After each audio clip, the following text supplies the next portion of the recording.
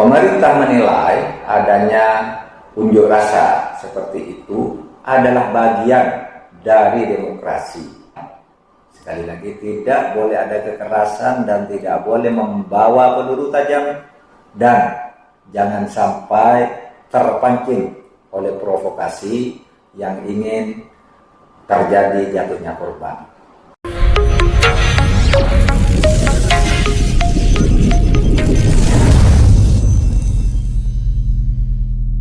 Menteri Koordinator Bidang Politik, Hukum, dan Keamanan, Menko Polhukam, Mahfud MD, mengingatkan aparat penegak hukum tidak boleh ada kekerasan saat menjaga dan mengawal aksi unjuk rasa mahasiswa. Di sisi lain, Mahfud mengimbau agar pengunjuk rasa menyampaikan aspirasi secara tertib, tidak anarkis, dan tidak melanggar hukum. Mahfud juga menyampaikan pesan itu salah satunya kepada Wakil Kepala Badan Intelijen dan Keamanan Polri, Irjen Pol Merdisiam yang mewakili Kapolri saat rapat koordinasi terbatas di kantor Kemenko Polhukam, Jakarta, Sabtu, tanggal 9 April tahun 2022. Itu untuk melakukan koordinasi tentang hal-hal terkait dengan apa yang sedang kita hadapi dan akan kita lakukan sebagai kewajiban dalam tugas pemerintahan.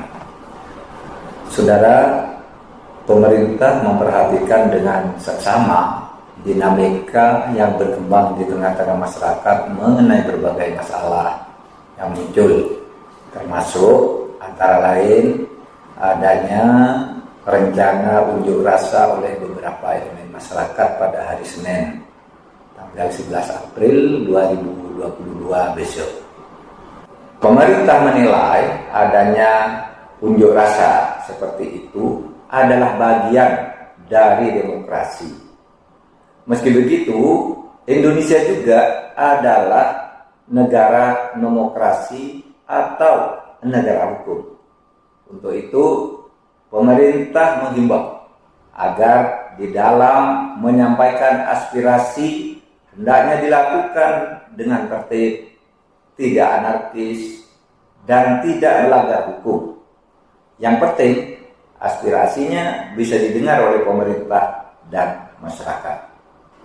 Kedua, dalam menghadapi unjuk rasa itu, pemerintah sudah melakukan koordinasi dengan aparat keamanan dan penegak hukum agar melakukan pelayanan dan pengamanan dengan sebaik-baiknya dan tidak boleh ada kekerasan, tidak membawa peluru tajam.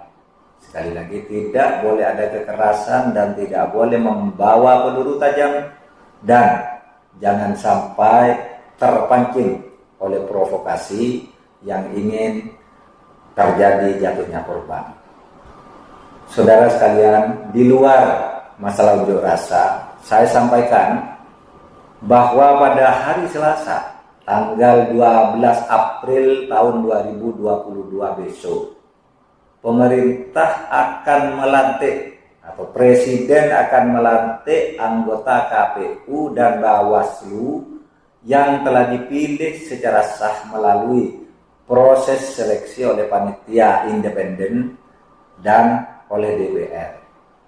Ini merupakan bukti bahwa pemerintah memang fokus menyiapkan pelaksanaan pemilu tahun 2024 bersama dengan KPU dan DPR dengan tetap menghormati independensi KPU dan Bawaslu.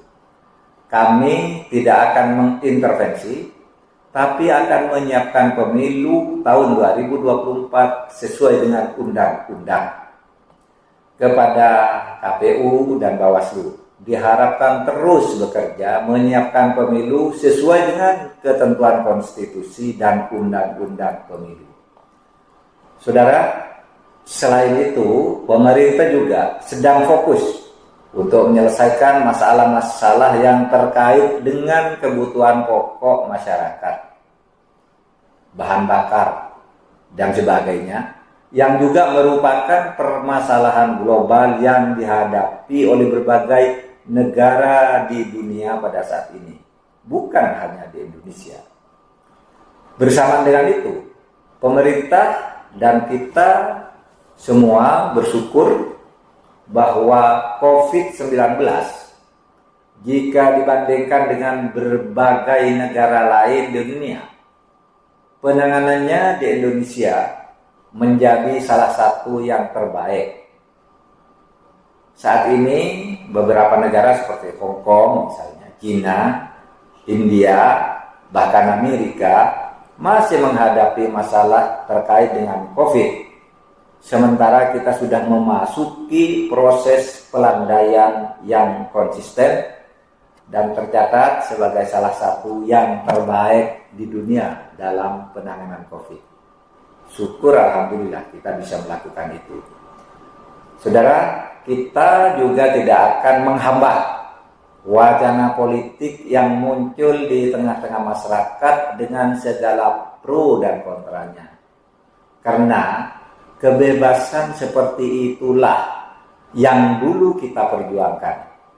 Bahwa aspirasi politik di masyarakat harus dibuka salurannya.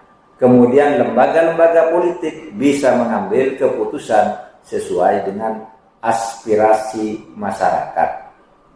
Terakhir, memasuki minggu kedua bulan suci Ramadan, pemerintah mengajak seluruh masyarakat Indonesia untuk menjaga kesucian bulan Ramadan yang penuh berkah ini dengan melaksanakan ibadah secara khusyuk, tetap menerapkan protokol kesehatan dan saling menghormati satu sama lain.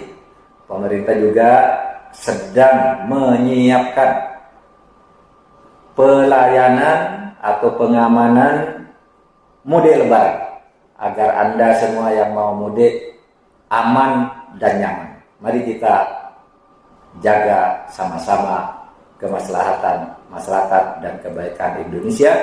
Assalamualaikum warahmatullahi wabarakatuh.